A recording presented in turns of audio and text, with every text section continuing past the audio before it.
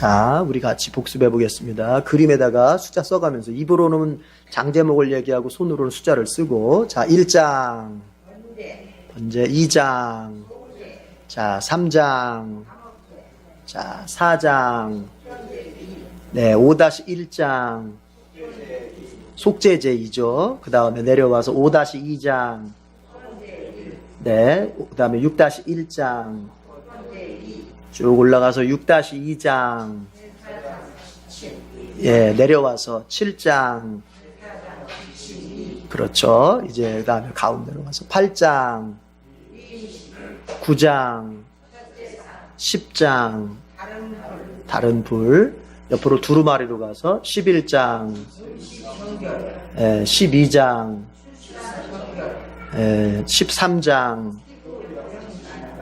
그렇죠. 쭉 가서 14장. 그래요. 언제 우리가 오늘 15장 할 텐데, 자, 우리가 레이기라는 성경을 지금 같이 공부해 가고 있는데, 여러분 핵심을 놓치면 안 되죠. 뭐든지 주변 가지를 붙잡는 게 중요한 게 아니에요. 성경 구절 하나를 붙잡는 것도 뭐 우리에게 필요한 거지만, 우선 하나님께서 레이기라는 성경을 우리에게 주셨을 때는 그 레이기라는 성경을 통해서 뭘 말씀하시고 싶은지, 그 책 전체의 어떤 강조점, 그 책 전체의 주제를 우리가 이해하고 그것을 아는 게 먼저 중요해요. 결국 레이기라는 성경을 한 구절 한 구절을 해석할 때는 그 전체 주제의 빛 아래에서 그 한 구절 한 구절을 해석해야 성경을 제대로 해석하는 거지, 성경을 그 전체의 강조점과 단절시켜서 한 구절 내 마음에 든다고 해서 그 한 구절을 내 마음대로 해석하면 그게 이단이에요. 그 다른 게 이단이 아니라.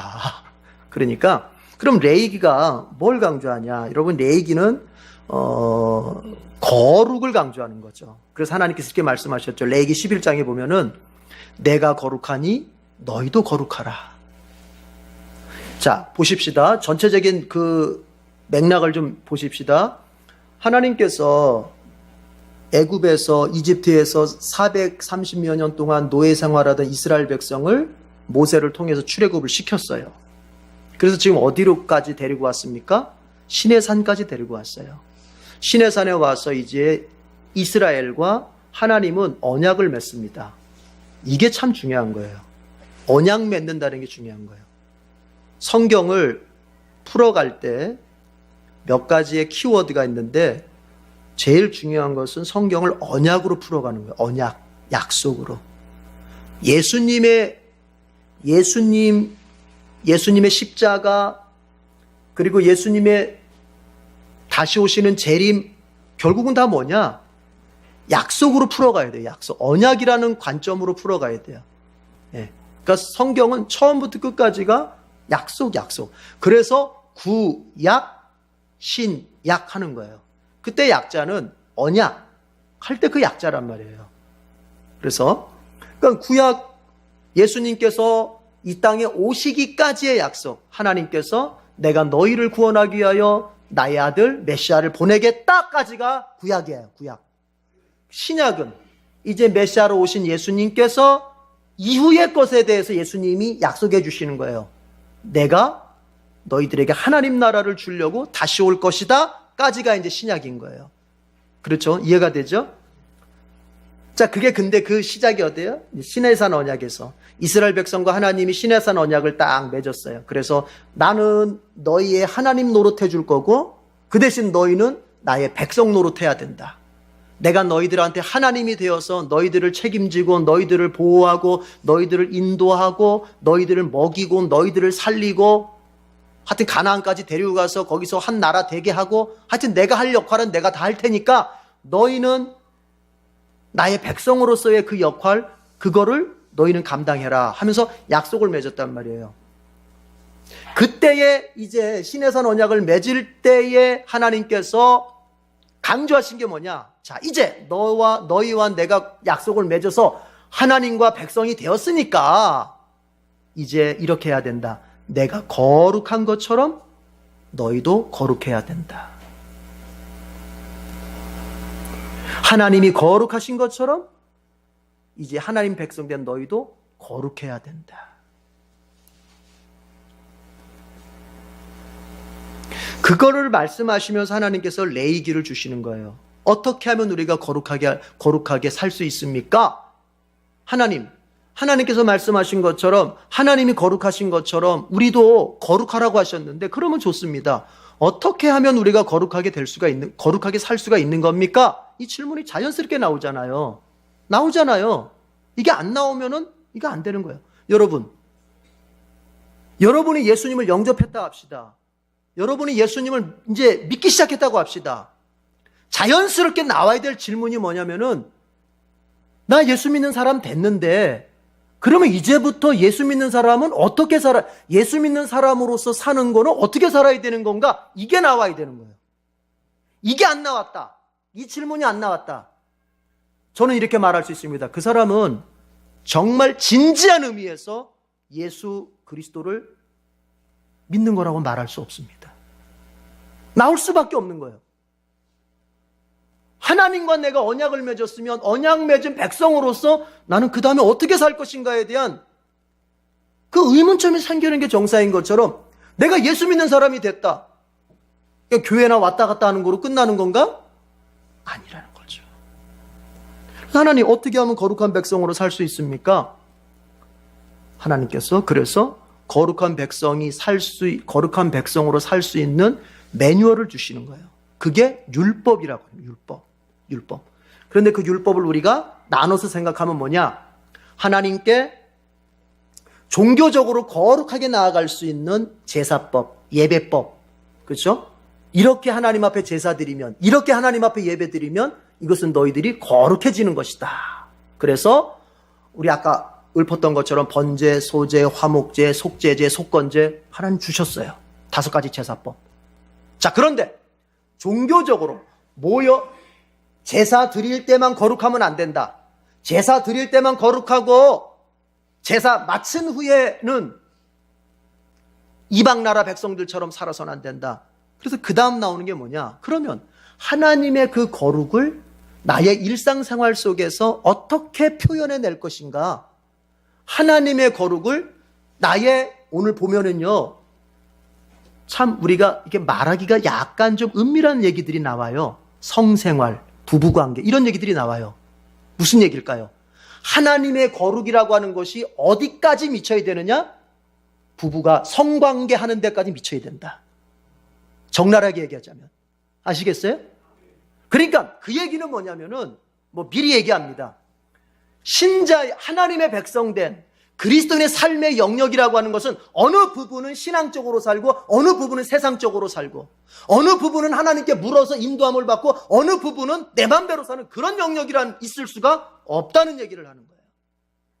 신자의 가장 은밀한 생활까지도, 신자의 가장 감추고 싶은 생활까지도 하나님은 개입하시고 간섭하셔서 그것에 대해서 갈 길을 보여주시고 인도해 주시는 분이 하나님이시란 말이에요.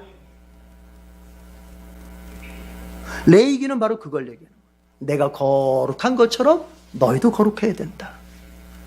그래서 하나님의 백성된 사람에게 큰 관심은, 아이고, 하나님께 내가 어떤 물질의 복을 받아서 부자가 되고 하나님께 어떤 건강의 복을 받아서 잘 될까, 이것이 첫 번째 관심사가 되는 것이 아니라, 하나님이 거룩하신 분인데 내가 어떻게 하면 거룩하게 살 수 있을까, 이것이 첫 번째 관심사여야 한다는 얘기입니다. 그리고 그렇게 살다 보면, 하나님의 거룩함을 따라서 나도 거룩하게 살다 보면 하나님이 우리에게 수고했다 하시면서 물질의 복도 주시고, 건강의 복도 주시고, 자식이 잘 되는 복도 주시고, 이렇게 가는 것이지, 이거를 뒤집으면 안 돼요. 뒤집으면 그때부터는 우리의 신앙이 비정상이요, 이거를 올바르게 놓고 가면은 복 받아도 정상적으로 가는 거예요. 하나님에 대한 그 거룩의 순종을 앞세우고 내가 범사가 잘 되는 것은 뒤에다 놓고 따라가는 거예요. 예수님은 그거를 그렇게 표현한 거예요. 먼저 하나님의 나라와 의를 구하라. 이게 그 뜻이에요. 하나님이 원하시는 것을 먼저 해라. 그러면 너희의 먹는 거, 마시는 거, 입는 거, 입고 사는 거 다 아버지께서 때에 따라서 부어주시고 공급해 주실 것이다. 이게 마태복음 6장에서 예수님 말씀이었잖아요. 아시겠죠? 예. 그래서 지금 우리가 보고 있는 부분은 이제 제사법이 끝난 상태에서 일상생활 속에서 하나님의 거룩을 어떻게 드러낼 것인가. 여러분, 이거 무척 중요합니다. 어떻게 보면 한국 교회 안에 좀 더 강조되고 좀 더 가르쳐져야 할 부분이 바로 레이기 후반부예요. 모여서 예배 드릴 때 뜨거워요. 모여서 기도할 때 뜨거워요. 모여서 뭔가를 할 때는 다 거룩한 것 같고, 다 믿음 좋은 것 같고, 다 그냥 다 순교할 것 같아. 다 순교할 것 같아. 그러나 이제 생각해 봅시다. 가정에 돌아가서 내가 이 예배 마치고 집에 돌아가서 첫 번째 하는 행동이 뭡니까? 이 예배 마치고 집에 돌아가서 첫 마디 내 입에서 나오는 말이 뭡니까? 그게 거룩해야 된다는 거예요.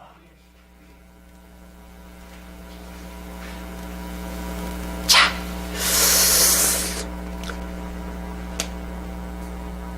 일상생활 속에서 하나님의 거룩을 연습시키는 방법은 뭐냐면은 정결과 부정결, 정한 것과 부정한 것을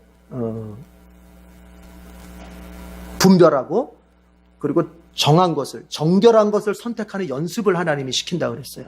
그래서 이스라엘 백성들의 삶의 모든 영역을 정결한 것과 부정결한 것, 부정한 것, 이것을 나누어서 너희는 반드시 정결한 것을 선택해야 된다.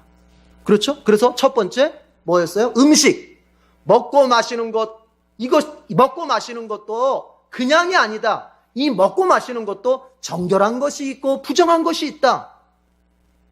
하나님의 백성인 너희에게는 아무거나 먹어도 되고 아무거나 마셔도 되는 게 아니다. 하나님의 백성인 너희가 먹어야 할 것이 있고 먹지 말아야 할 게 있다. 그걸 이렇게 나눠서 연습시키는 거예요. 일상생활에서. 또 출산할 때 그 출산의 부정을 어떻게 정결하게 또 바꿔갈 것인가, 그걸 또 연습시키고. 우리 지난번에 2주 동안 본 게 피부병. 옛날 개역개정 성경에서는 나병이라고 표시된 그 악성 피부병. 그 피부병을 잘 분별해서 이것은 하나님 앞에 부정한 거니까 격리시키고 나을 때까지. 이거는 피부병 같지만은 이거는 하나님께서 격리시키라고 하시는 피부병이 아니다. 이건 괜찮다. 일반적인 것이다. 분별해서 잘 조치할 수 있도록. 또 그 피부병에 걸렸다가 나았을 때 이제 어떤 의식, 어떤 제사를 드려서 완전하게 이제 육적으로뿐만 아니라 영적으로까지 회복되는지, 그거를 우리가 앞에서 쫙 봤어요. 요는 이겁니다. 여러분, 성도는 레이기의 눈을 가져야 돼요. 무슨 눈을 가져요? 레이기의 눈을 가져야 돼요. 레이기의 눈을 가지면 어떻게 되느냐? 내가 가까이 할 거, 멀리 할 거, 내가 먹을 것, 먹지 말아야 할 것, 내가 갈 곳, 가지 말아야 할 곳, 사귈 사람, 사귀지 말아야 할 사람, 선택할 것, 선택하지 말아야 할 것, 이게 보이기 시작하는 거예요. 이게 보이지 않으면 여러분들은 맨날 입으로는 예수 따라간다, 성화한다, 어쩌고 저쩌고 맨날 떠들어도 눈에 보이지 않는데 어떻게 살 거예요? 눈에 보이지 않는데. 아니, 더러운 것과 깨끗한 것이 눈에 보여야 내가 깨끗한 걸 선택할 거 아니에요. 그죠? 그렇잖아요. 그래서 레이기는 뭐냐? 더러운 것과 깨끗한 것을 분별하는 눈을 먼저 길러라. 눈을 먼저.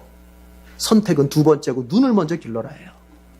여러분, 이제부터 우리는 이렇게 살아야 됩니다. 세상에 많은 사람들이 다 그렇게 살아간다고 해서 내가 아무 생각 없이 그렇게 살아가서는 안 돼요. 세상에 많은 사람들이 선택한다 하더라도 그것이 하나님의 백성된 내게 어울리는 것인지 어울리지 않는 것인지를 생각하고 선택을 해야 돼요. 레이기는 지금 그거를 훈련시키는 거예요, 지금. 여러분, 영적 세계는 민주주의가 아닙니다. 민주주의가 아니라고요. 더 많은 사람들이 옳소 했다고 해서 그게 진리가 아니란 말이에요. 우리는 하나님의 눈으로 내가 선택할 것을 분별할 수 있어야 돼요. 이게 말하자면 참 많습니다. 진짜. 오죽했으면은 하나님께서 먹는 것부터 얘기하셨겠어요? 그게 뭐예요? 그 먹는 것 하나를 통해서 우리에게 말씀하시는 그것도 핵심을 이해해야 돼요. 단순히 여러분, 어떤 박사님처럼, 건강을 위해서, 하나님께서 건강을 위해서 엔돌핀 나오고 어쩌고 저쩌고 기름기 많으니까 돼지고기 안 먹게 하려고 이런 차원이 아니에요, 그거는. 왜 먹는 얘기를 제일 먼저 하셨겠어요? 그건 뭐냐? 먹는 것조차도 내가 먹어야 할 것과 먹지 말아야 할 것을 분별할 정도라면 인생의 모든 부분이 다 이런 분별이 필요로 한다는 것을 강조하고 싶은 거예요. 상징적으로. 이해가 되십니까? 이해가 되세요? 그러니까 레이기의 눈을 기르자. 내가 하고 싶다고 해서 다 하지 마시고, 반대로 내가 안 하고 싶다고 해서 다 안 하지 마시고, 하고 싶어도 주님께서 내가 하는 것을 원하실까? 주님께서 내가 이것을 하는 것을 정결하게 보실까? 부정하게 보실까? 레이기의 눈이라면, 신약대로 표현이라면, 바울대로 표현이라면 내가 이걸 선택하는 것이 하나님을 기쁘시게 하는 걸까? 하나님 마음을 아프게 하는 것일까? 묻고 가야 된다는 얘기예요. 아시겠어요? 오늘 여러분 여기 예배 자리에 오셨는데요. 그렇죠. 예배 자리에 오셨을 때 묻고 오셨을 거예요. 아유, 그냥 고단하고 피곤한데 그냥 집에 가서 쉴까? 내가 집에 가서 쉬는 게 하나님께서 기뻐하시는 걸까? 내가 예배당 가서 예배 드리는 게 하나님께서 기뻐하시는 걸까? 묻고 오셨죠? 묻고 와야 되는 거예요. 그래서 우리는 내가 하고 싶은 것을 하는 것이 아니라 하나님이 원하시는 것을, 내가 하고 싶지 않은 것을 안 하는 게 아니라 하나님이 원하시는 것을 안 할 수 있는, 그렇죠? 하지 말아라 하시면 예. 이게 훈련이 기본입니다. 이 훈련이 민수기에서 바로 그 훈련이 되니까 하나님께서 야 출발, 구름 기둥 딱 띄우니까 이스라엘 백성들이 그냥 막 짐 챙겨가지고 따라가고, 가다 구름 기둥이 멈추니까 거기서 또 이제 막 텐트 치고 한참 있는데 갑자기 또 구름 기둥이 뜨니까 또 갑자기 막 짐 챙겨서 떠나고, 구름 기둥이 가면 가고 쉬면 쉬고, 어쩐 날은 금방 떠나겠지. 그래서 짐도 안 풀려고 이러고 있는데 한 달이 돼도 안 가고 2달이 돼도 안 가고 이러고 있고, 어떤 날은 좀 오래 계시려나 하고 짐 다 풀어놨더니 갑자기 오전에 점심 먹고 갑자기 출발을 하고. 어때요? 그래도 불평할 수 있어요, 없어요? 불평해도 소용없죠. 하나님 가시는데 빨리 따라가야죠. 짐 챙겨 가나안까지 가려면. 그렇잖아요. 그게 뭐예요? 하나님이 가시면 가고, 내가 가고 싶지 않아도 하나님이 가시면 가고, 나 더 있고 싶은데 여기 더 있고 싶어도 하나님이 가시면 가고, 나 빨리 가고 싶은데 가나안에 빨리 가고 싶은데 해도 하나님이 안 가시면 안 가고. 이게 민수기에서 그 연습이에요. 그 연습 몇 년, 자그마치 몇 년을 연습한 거예요? 그렇죠. 40년 그 연습한 거예요. 40년. 근데 보세요, 40년 그 연습하니까 되게 늦어진 것 같죠? 아니에요. 40년 그 연습이 되니까 이제 어떻게 됩니까? 여호수아 딱 들어가자마자 뭐예요? 가나안을 정복하기 시작하는 거예요. 왜냐? 가나안 정복 전쟁이라고 하는 것은 총과 활과 이스라엘의 지혜와 이스라엘의 전략으로 싸우는 전쟁이 아니라 뭐 가지고 싸우는 거냐? 딱 2개예요. 믿음과 순종으로 싸우는 전쟁이에요. 믿음과 순종. 하나님을 딱 믿고 하나님이 가라 하면 네. 그 대표적인, 그래서 예를 보여준 거예요. 여리고성 얘기가 그래서 있는 거예요. 여리고성이 다른 게 아니에요. 가나안 전쟁은 바로 이렇게 싸웠다. 어떻게? 믿음과 순종으로 싸웠다. 하나님께서 이스라엘 백성들한테 다른 거 준비할 거 없어. 하루에 한 바퀴, 마지막 날 6바퀴, 총 13바퀴만 돌아. 입 딱 다물고 말하지 말고 13바퀴만 돌아. 그리고 마지막 날에 내가 신호 보내면 와 하고 소리만 외쳐라. 그러면 여리고성이 네 것이 될 것이다. 자, 그대로 하지 않습니까? 했잖아요. 그래서 마지막 날 하루에 한 바퀴씩 돌고 6일째 6바퀴 딱 돌고 와 하니까 여리고성이 어떻게 됐어요? 무너져 버렸잖아요. 무너져 버렸잖아요. 그게 뭐냐? 바로 뭐냐? 가나안 정복 전쟁은 오직 하나님을 신뢰하는 믿음. 하나님이 된다고 하면 되고 하나님이 이렇게 하라고 하면 이렇게 하면 된다. 이 믿음과 그리고 그대로 그 믿음을 행동화하는 순종. 그러면 가나안 31개의 성을 다 정복하는 거예요. 다 정복하는 거예요. 그대로 했더니 다 정복했어요. 그런데 중요한 건 이거예요. 이 얘기예요. 그 여호수아서에서의 그 믿음과 순종으로 싸우는 그 연습이 어디에서 됐다? 민수기에서 40년 동안 앞으로 가, 제자리서, 앞으로 가, 제자리서, 우측으로 가, 좌측으로 가, 뛰어가, 걸어가. 이거 그때마다 힘들었지만 하고 싶지 않았지만 막 쫓아서 했던 그 훈련을 통해서 그게 길러진 거예요. 여러분 지금 잘 제 얘기 따라오십니까? 그러니까 신앙생활은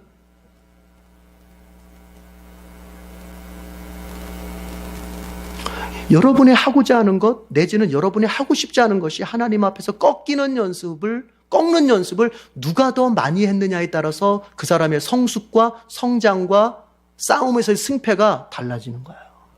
아시겠습니까? 이게 성숙한 게 아니에요. 이게 믿음이 되게 좋은 게 아니에요. 하나님이 내가 이렇게 하고자 하는데 하나님이 나를 맨날 격려하셨다. 저는 이렇게 말합니다. 그 사람은 아직 성숙의 단계에 들어가지도 못한 사람이에요. 하나님이 우리를 성숙시킬 때는 반드시 우리를 꺾습니다. 믿으십니까? 믿으신지요?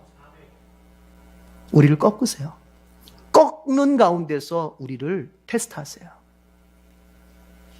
하나님께서 아브라함에게 네 아들 이삭을 번제로 바쳐라. 그게 뭘까요? 꺾는 거예요. 내가 꺾일 때 아프지만 내가 성숙해지고 내가 성숙해질 때 드디어 뭘 얻게 됩니까? 여호와 이레 하나님이 날 위해 준비하신 놀라운 것이 이제 눈앞에 보이게 되는 거예요.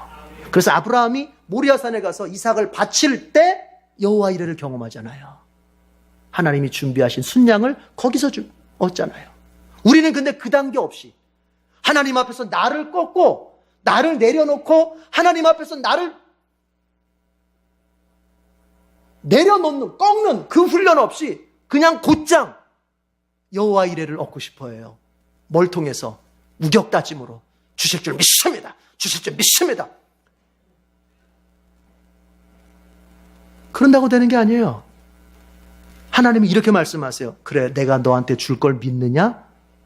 그러면 네 자신의 욕망을 꺾어라. 이렇게 말씀하시는 거예요. 네 하고 싶은 거 꺾어라. 이렇게 말씀하시는 거예요.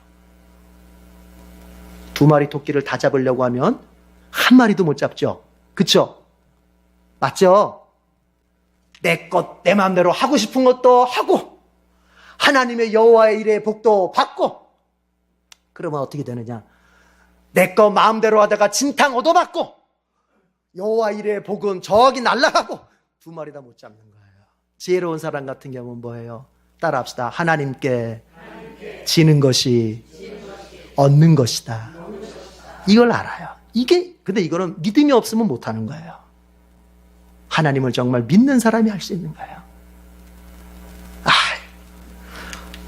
오늘 설교 다 했네요.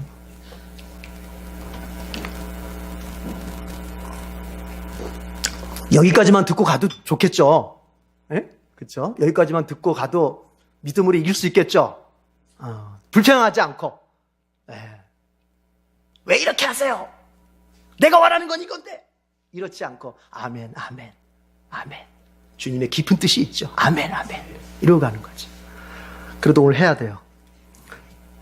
마무리해야죠.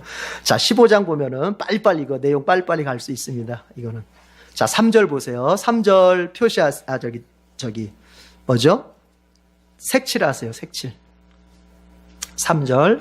레위기 15장 3절.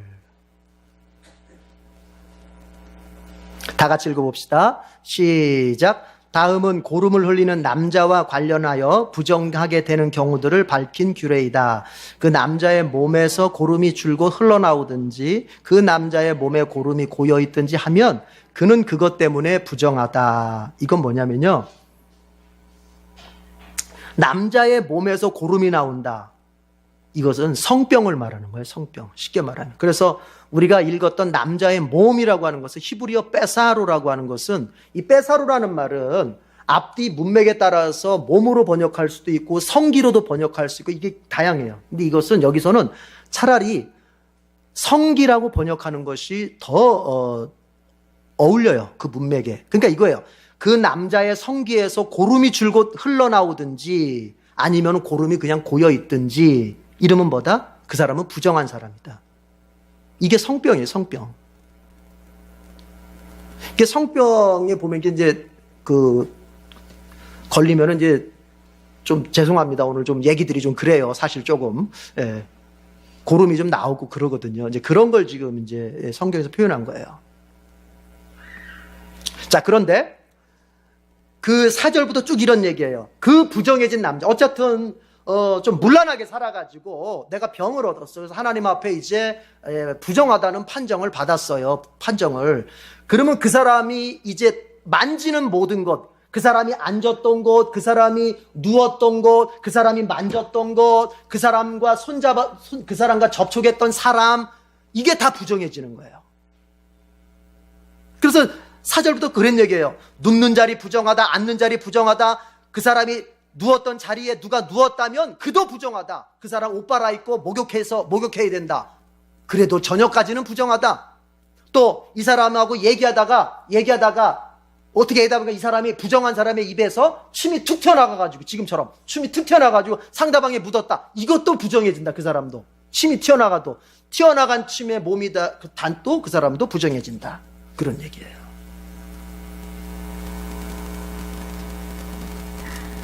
여러분, 고름이 고여있든 고름이 흘러나오든지 고여있든지 뭐하다? 부정하다. 죄라고 하는 것은 이렇게 볼 수 있어요. 출산된 죄가 있고 아직 출산되지 않은 죄가 있는 거예요. 밖으로 드러난 죄가 있고 밖으로 드러나지 않았지만 안에 간직되어 있는 죄가 있는 거예요. 그러면 이렇게 볼 수도 있어요. 죄인도 마찬가지예요. 어떤 죄인은 죄를 밖으로 드러난 죄인이 있고 어떤 죄인은 밖으로 죄를 드러내지 않고 안에만 간직하고 있는 죄인도 있어요. 그러나 중요한 것은 따라합시다. 둘 다 죄인이다. 둘 다 죄인이에요. 세상의 법으로 보면 헷갈리는 게 그거예요. 교회 다니면서 헷갈리는 게 뭐냐면은 내가 왜 죄인이야? 나 그래도 나 나름대로 이렇게 착하게 살고 어쩌고 살고 내가 그런 남들 앞에 나쁘다는 얘기 안 듣고 살았는데 왜 죄인이야? 이렇게 말씀드릴게요. 당신의 죄는 아직 밖으로 드러나지 않았지만 당신은 죄인입니다. 세상의 법은요. 세상의 법의 관점에서 보자면 어떤 거예요? 밖으로 드러난 죄를 본단 말이에요. 행동화된 죄를 봐요. 자, 보십시다. 누군가가 안에 미움을 가지고 있어요. 그거 내 마음속에 미움을 가지고 있다고 해서 경찰이 와가지고 나를 체포해 가진 않아요. 그렇죠? 이제 밖으로 드러나요. 뭐로 드러나요? 누굴 두들겨 팼다든지 이번에 뉴스 보니까는 택시 잡는 것 때문에 택시 잡는 문제 때문에 화나가지고 막 집단으로 막 폭행을 하고 이제 뭔가 그렇게 액션이 나와서 이게 뭔가 이렇게 행동화됐을 때 그때 경찰이 와가지고 잡아가든가 이렇게 되는 거잖아요. 그러니까 교인들도 헷갈리는 게 뭐냐? 밖으로 드러나는 죄만 죄라고 생각해. 밖으로 드러나는 죄만 하나님 앞에서 크게 생각하고 내 안에 간직되어 있는 죄. 아직 출산되지 않았지만 내가 잉태하고 있는 이 죄는 별게 아니라고 생각해요. 그러나 이걸 아셔요. 예수님 뭐라 그랬습니까? 예수님께서 뭐라 그랬어요? 형제를 미워하는 자마다 이미 살인한 자다. 살인이라고 하는 밖으로 드러나는 죄가 있었습니까? 그러나 그것의 뿌리가 어디에 있다? 너의 내면 속에서, 너의 마음 속에서 이미 미워하기 시작했던 것. 이미 거기서부터 죄는 시작됐다는 거예요. 그러면 하나님이 심판하시는 죄는 밖으로 드러나는 살인죄일까? 밖으로 드러나는 살인죄만 하나님이 심판하실까? 성경 그렇게 말하고 있지 않습니다. 여러분 이 말을 기억하십니까? 사람은 외모를 보지만 나 여호와는 어디를 본다? 중심을 본다. 그게 무슨 말이에요? 내 중심이면 배꼽인가요? 배꼽을 본다는 소리인가요? 나의 내면을 보시는 거예요. 너의 마음에 무엇을 품고 있느냐? 너는 지금 예배를 드리고 있는 이 순간에도 무엇을 생각하고 있느냐? 말씀을 듣고 있는 이 순간에 너는 지금 무엇을 떠올리고 있느냐? 하나님은 그것을 보시는 거야. 그리고 그것을 심판하시는 거야. 물론 죄라고 하는 것이 밖으로 드러났을 때 파괴력이라고 하는 것은 밖으로 드러난 죄가 크긴 큽니다. 그렇죠? 마음으로 미워한 것과 실제로 칼로 그냥 죄송합니다. 이렇게 살인한 것과 그 파괴력이라고 하는 것은 밖으로 드러난 죄가 파괴력이 큽니다만 파괴력이 큰 것만이 중요한 게 아니라 그 뿌리가 되는 죄. 하나님은 그것을 먼저 보신다는 얘기예요. 이게 얼마나 그러니까 오늘 고름이 이 부정한 사람의 몸에서 고름이 흘러나오든지 흘러나오지 않더라도 그 고름이 아직 몸속에 간직되어 있든지 그 사람은 어떻다? 부정하다. 3절에 있잖아요. 그래서 여러분 우리가 볼 때 아우 저 사람은 법 없이도 살 사람이야. 아우 저 사람은 너무 착해 법 없이도 살 사람이야. 그럴 수 있어요. 정말 착할 수 있어요. 그러나 보십시오. 그것은 세상의 도덕과 윤리, 세상의 법의 관점으로 보니까 그런 거예요. 세상의 법은 뭐라고요? 포커스가 어디에 있다고요? 밖으로 드러났을 때 드디어 판단합니다. 그러나 하나님의 법, 영적인 법은 밖으로 드러나기 이전 너의 마음에 무엇을 품고 있느냐 그걸 본단 말이에요. 그래서 하나님 앞에 죄인 아닌 사람이 아무도 없어요. 죄인 아닌 사람이 아무도 없어요.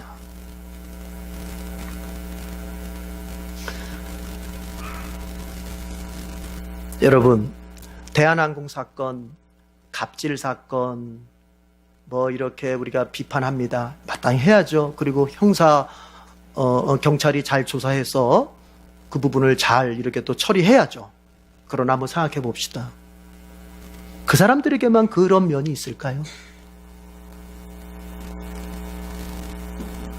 나한테는 없을까요? 그게?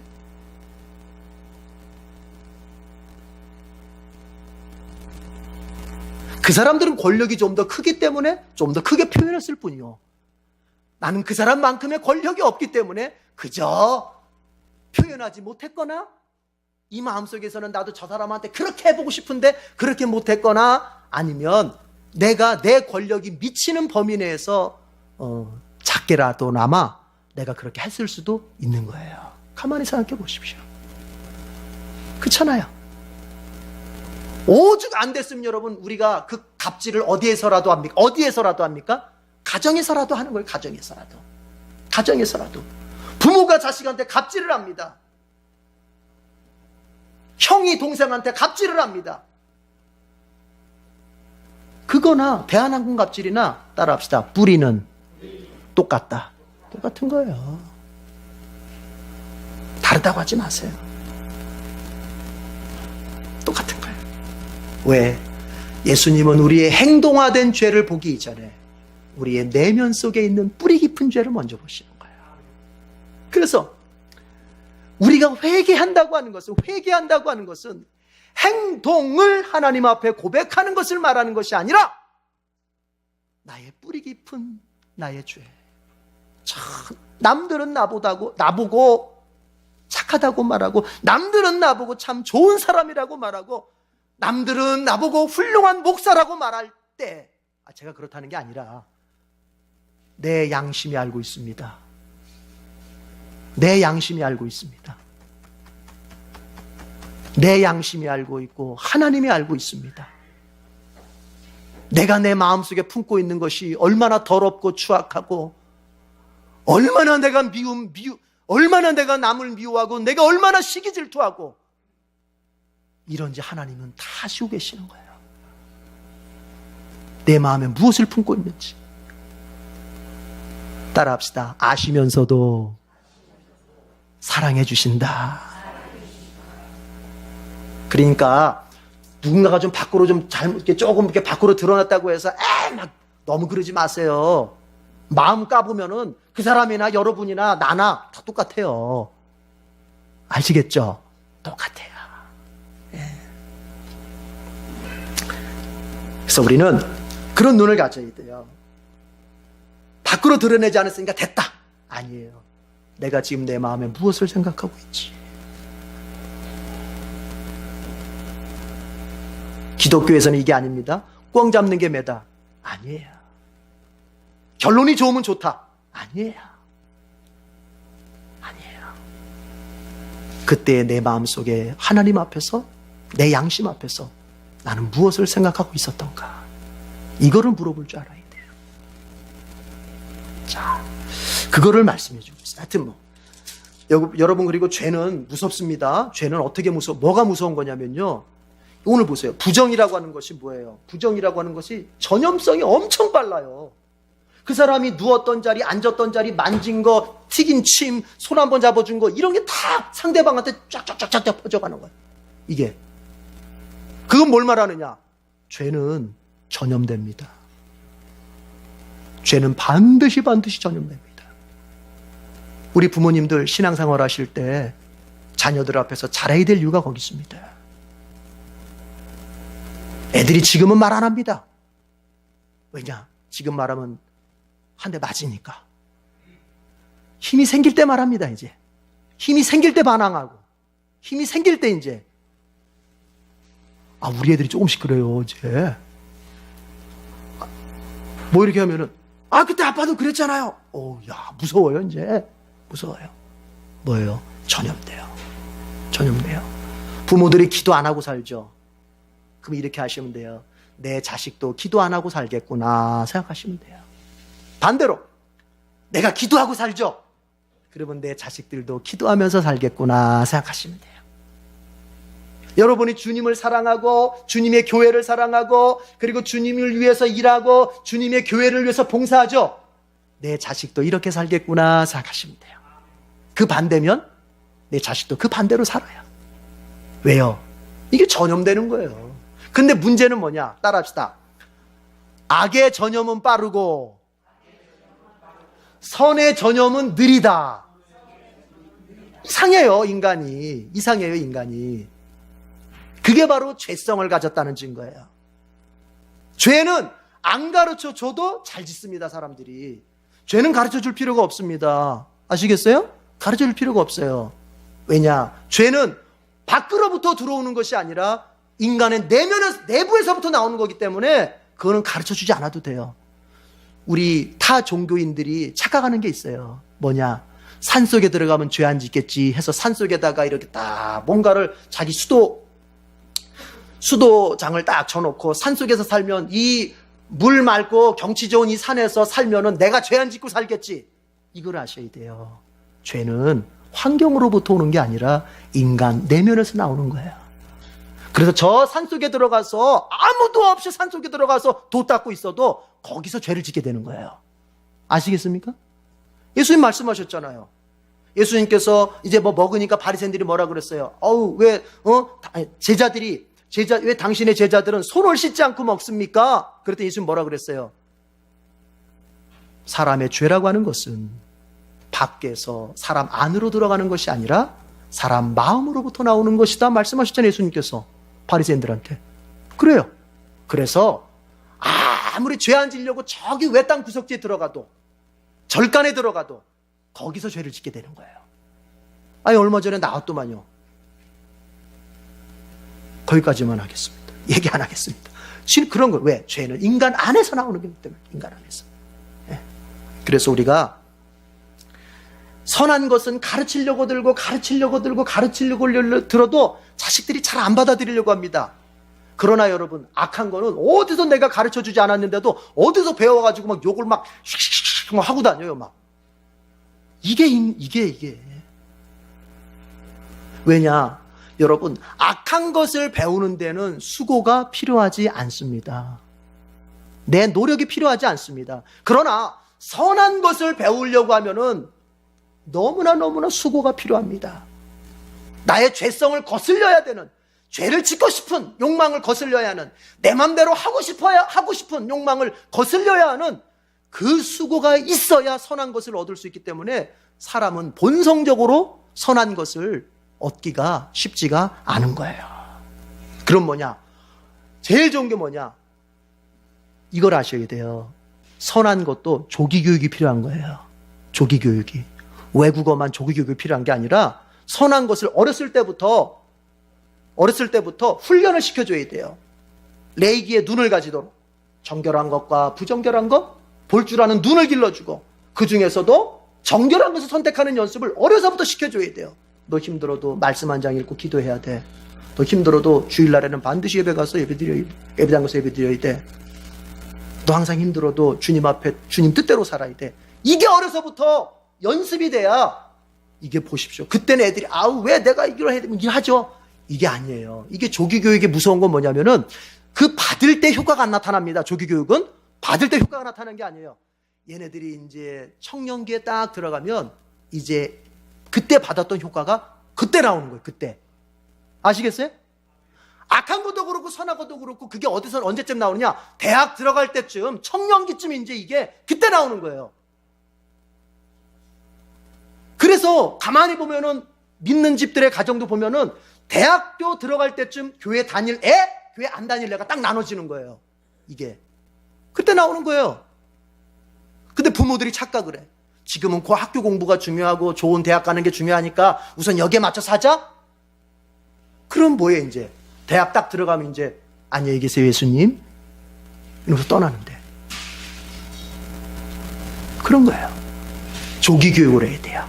어렸을 때부터, 신앙생활부터 하나님의 것을 선택하고 하나님을 따라합시다. 하나님을 두려워할 줄 알아야 한다.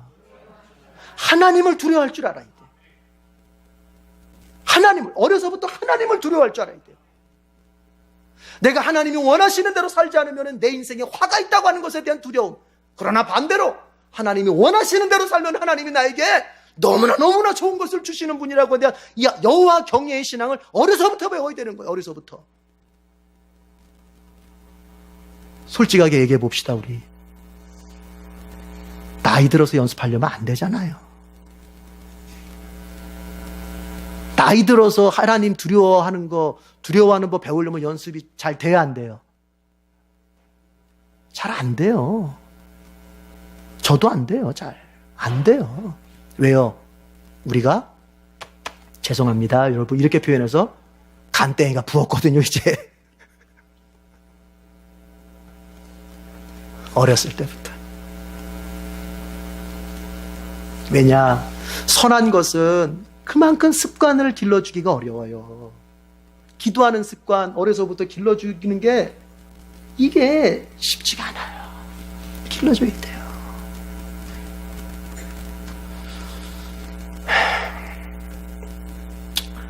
자, 13절에서 15절은 표시하고 넘어가도록 하겠습니다. 표시하고요. 색칠하세요. 13절에서 15절 표시하세요.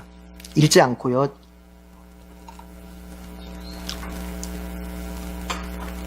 거기는 뭐냐면 그렇게 고름을 흘리는 남자가 이제 깨끗함을 입었습니다. 다 났어. 그러면 이제 몸만 다 났다고 해서 된 게 아니라 이제 하나님 앞에서 정결하게 됐다고 하는 걸 인정을 받아야 되는데 그러려면 어떻게 하느냐? 비둘기를 2마리 가져와서 한 마리는 속죄제로 한 마리는 번제로 하나님 앞에 제사를 드렸어요. 제사를. 그러니까 예배를 통해서 하나님 앞에 인정받아야 정결하게 되는 거예요. 따라합시다. 죄송합니다. 따라하는 게 아니라 내가 정결해졌다. 내 혼자 한다고 되는 게 아니에요. 누구한테 인정받아야 돼요? 하나님 앞에 인정받아야 돼요.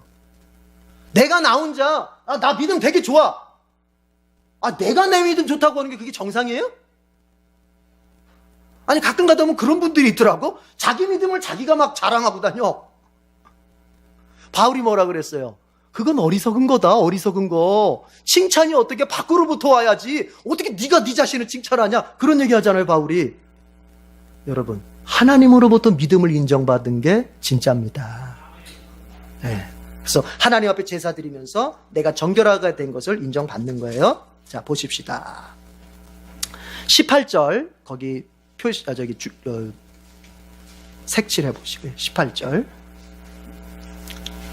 같이 읽어보겠습니다. 여기는 읽어보겠습니다. 시작. 남자가 여자와 동침하였다가 정액을 쏟으면 두 사람이 다 물로 목욕을 하여야 한다. 그래도 그들은 저녁 때까지 부정하다. 16절부터 18절은 뭐냐면은 부부간의 성생활에 대해서 말하고 있어요. 부부간의 성생활.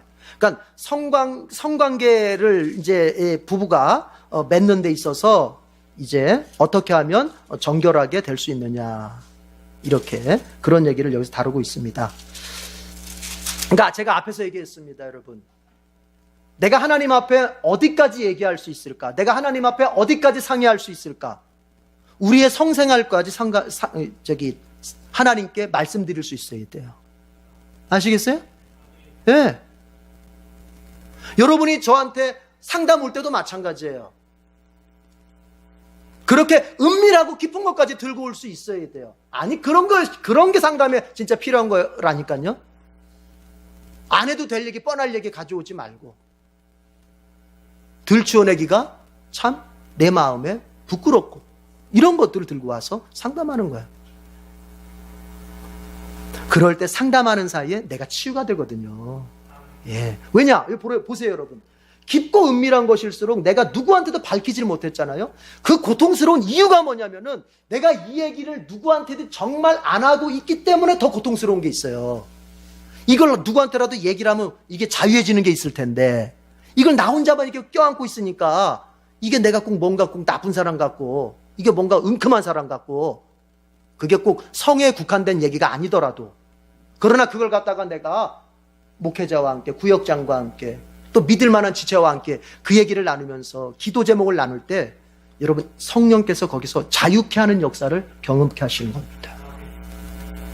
여러분, 상담하는 비용이 상당히 비쌉니다. 예? 여러분이 무슨 심리센터에 가서 상담해 보시면은 기본이 좀 전문가다 싶으면은 15만 원, 20만 원이에요. 15만 원, 20만 원. 50분 상담하는데. 예? 그러면 왜 그런 비싼 돈을 내면서까지 거기를 왜 가겠어요? 막상 가보면은 그 사람들이 무슨 처방을 대단하게 내리는 것도 아니에요. 처방을 주는 것도 아니에요. 그냥 나 혼자 떠들다 오는 거예요. 떠들다가. 거의 나 혼자 50분 동안 떠들다가 오는 거예요. 그러면 그 사람들은 뭐 하냐? 내가 얘기가 멈춰줄 때쯤 되면은 얘기가 안 끊어지게끔 질문 하나 툭 던져놓고 또 50분 동안 또 듣고 있는 거예요. 그런데 뭐예요? 내가 얘기하는 사이에 내 안에 치유가 일어나는 거예요. 여러분이 은밀히 감추고 있는 그것들이 여러분의 심령을 병들게 만들고 여러분의 심령을 아프게 만드는 거예요. 그것을 구역 모임에서 나누고 또 리더들과 상담을 통해서 나누고 하나님 앞에 기도하면서 나눌 때 내 안에 자유함이 생기는 거예요. 하나님께서 이렇게 부부의 관계까지 깊숙이 하시면서 이렇게 해야 된다, 저렇게 해야 된다. 자, 19절 색칠을 하십시다.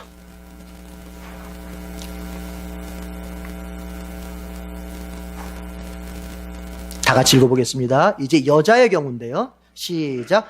여자가 몸에서 피를 흘릴 때에 그것이 그 여자의 몸에서 흐르는 월경이면 그 여자는 이래 동안 불결하다. 그 여자에게 닿는 남자는 모두 저녁 때까지 부정하다. 자, 남자의 경우 같은 경우는 성병과 관련해서 얘기가 나왔습니다. 물론 우리가 소위 말하는 몽설이라는 것도 있죠. 그것도 거기에 포함이 되는데, 여자의 경우는 지금 월경, 생리적인 현상이죠. 이것에 대해서 이제 하나님께서 말씀을 하시는 거예요. 여자의 몸은 한 달에 우리가 한 번씩 이렇게 피를 밖으로 배출하잖아요. 그렇죠? 그런데 성경은 그걸 갖다가 부정하다 이렇게 얘기하고 있어요. 여러분, 하나님께서 이 여자의 이 생리 현상을 갖다가 왜 부정하다고 하셨을까? 왜? 여러분, 거룩이라고 하는 그 의미 속에는 어떤 개념도 있냐면은 온전함이라는 개념이 있어요. 온전함. 그러니까 어떤 것이 갖춰져야 할 게 온전하게 갖춰져 있어야 거룩한 것인데, 만약 뭔가가 온전하면서 뭔가 하자가 발생하면은, 뭔가 이렇게 떨어져 나가는 게 있으면은 이게 온전하지 못하잖아요. 그렇죠? 그러면 그거는 거룩의 개념에서 봤을 때는 이게 안 되는 거예요. 안 되는. 여기 컵이 이렇게 있는데, 이 컵이 있는데 온전해야 되는데 여기 이빨이 이렇게 딱 나갔다고 합시다. 위에가 이빨이 나가. 그럼 이거는 거룩하지 않은 거예요. 온전함의 개념. 우리가 우리 여자분들이 이렇게 이제 피를 배출을 할 때 그게 어떤 개념으로 보냐면은 내 몸에 어떤 것들을 밖으로 쏟아내는 거잖아요. 그럼으로써 내 온전함이 깨졌다고 보는 거예요. 그래서 부정하다고 말하는 거예요. 그러나 이거는 앞에 부부관계도 그렇습니다. 우리 앞에서 16절에서 18절까지 부부의 성생활 봤잖아요. 그것도 그렇고 이 여자의 월경도 그렇고 죄는 아닙니다. 의식적으로 상징적으로 부정하다고 할 뿐이지 죄는 아닙니다. 그 근거가 뭐냐면은 이게 만약에 죄라면 월경하는 여자는 부정해요. 일주일 동안. 또 그래서 마찬가지예요. 그 여자가 누웠던 것, 앉았던 것, 만진 것 다 부정한 거예요. 그런데 만약에 이게 죄라면은 하나님께서 제물을 바치라고 제물을 바치라고 해야 되거든요. 이 죄를 갖다가 속죄받기 위해서 비둘기 2마리 가져와서 속죄제 번제 드려라 이렇게 하는데 그런 얘기가 없어요. 그럼 뭐냐? 이것은 그냥 하나님이 상징적으로 연습시키는 거예요. 정결한 것과 부정한 것 연습시키는. 이건 죄는 아니다. 자, 그렇습니다. 25절. 자, 25절.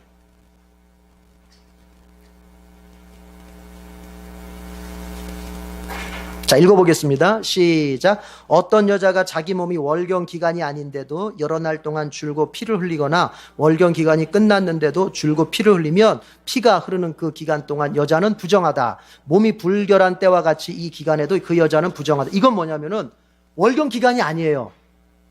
근데도 몸에 자꾸 하혈이 일어나는 거예요. 이게 뭐예요? 우리가 복음서에서 보는 혈루증이 바로 혈루증. 그래서 그 혈루증 여인이 자기 몸에서 이런 증상이 있으니까 이거 밝히지도 못하고 그저 어떻게 해요? 예수님 옷자락이라도 만져가지고 고침받아야 되겠다. 바로 이 레이기의 법에 해당되는 여인이에요. 부정해요. 그래서 그것은 이제 월경 때와 같이 정상적인 게 아니기 때문에 그것은 일단 죄라고 보고 28절에서 30절. 자, 색칠해 보세요. 28절에서 30절 색칠만 하세요. 거기 보면 이제 하나님께서 그 혈루증 여인이 깨끗함을 입은 다음에는 뭐 하라? 비둘기 2마리 가져다가 속죄제 드리고 번제 드려라. 제사 드려라 합니다. 네. 그러니까 그거는 우리가 복음서에서 생각해 봐요. 그 여인이 예수님을 통해서 혈루증이 낫다 합시다. 그거로 끝난 거예요? 아니겠죠. 복음서에서는 더 이상 안 나오지만 그 여자는 어디로 갔겠어요? 제사장한테 가서 내가 이제 낫습니다 해가지고 비둘기 2마리 가져가서 제사장한테 속죄제 드리고 번제 드렸을 거예요. 그렇게 해서. 그러니까 어떤 사람의 정결과 부정결, 그것은 결국 최종적으로 누구 앞에서 인정을 받아야 된다? 하나님 앞에서 인정을 받아야 된다. 내 신앙생활이 바르냐 안 바르냐, 내 믿음이 지금 높은 수준이냐 낮은 수준이냐 내가 결정하는 게 아니에요. 하나님 앞에서 인정받아야 되는 거예요. 하나님 앞에서. 그러면 하나님 앞에서 인정받는다고 하는 것이 얼마나 추상적인 얘기입니까? 하나님이 꿈속에 나타나서 너 높다, 너 잘하고 있다 이렇게 말씀하시는 게 아닌데, 하나님 앞에서 인정받는다고 하는 결국에는 무엇에 인정을 받아야 된다는 얘기입니까? 성경에 인정을 받아야 되는 거예요. 성경에. 이해가 되세요?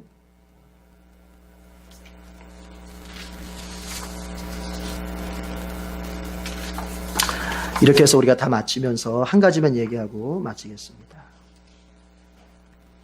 앞에서 얘기를 했던 것을 한 번 더 반복하고 마치겠습니다. 하나님은 우리 일상생활 모든 부분에 간섭하기를 원하신다. 그래서 믿음이 점점 성숙해 간다고 하는 것은 하나님 앞에 인정해 드리는 내 일상의 영역이 그만큼 넓어진다는 얘기입니다. 우리 에덴교회 교우들 자신의 삶의 모든 부분을 하나님 앞에 열어드리고 하나님이 다스리도록 내어드려서 하나님께서 늘 하나님의 나라를 먼저 구한 여러분들에게 이 땅의 삶에서도 복이 넘치도록 그렇게 역사해 주시는 그런 복된 성도들이 되기를 바랍니다. 기도하겠습니다. 하나님 아버지, 오늘 우리가 레위기 15장의 말씀을 통해서 하나님께서 얼마나 우리의 삶 깊숙이 관여하시고 개입하시는 가운데서 우리의 삶을 인도하기를 원하시는지를 알게 되었습니다. 주여, 우리가 어떤 부분에서는 주님 앞에 내어드리면서 어떤 부분에서는 아직도 내가 움켜쥐는 나의 삶이 있다면 이젠 그것조차, 아니 단 하나만이라도 2018년도에는 좀 더 내어드릴 수 있는, 그것이 훈련되어지는 우리의 신앙생활이 되게 해 주옵소서. 우리의 자존심을 아직도 주님 앞에 내어드리지 못했습니까? 나의 물질을 아직도 움켜쥔 채 주님 앞에 내어드리지 못하고 있습니까? 주님 앞에 나의 인생 어떤 부분에 대해서 이제는 주님을 믿고 주님께 맡기며 그렇게 살아가는, 그래서 내가 염려하고 내가 걱정했던 것 했을 때보다 더 많은 기쁨과 행복이 나의 삶에 넘치는 것을 경험하는 우리 에덴의 교우들이 다 되도록 인도하여 주시옵소서. 감사합니다. 이 저녁 피곤한 몸을 이끌고 이곳에 와서 예배드리고 이제 다시 삶의 자리로 돌아가는 우리 귀한 성도들, 믿음으로 승리하며 모든 부분에서 정결한 것만을 선택하며 살아서 하나님께서 참으로 그 인생을 귀하게 들어쓰시는 복된 성도들 되게 해 주옵소서. 예수님의 이름으로 기도드립니다. 아멘.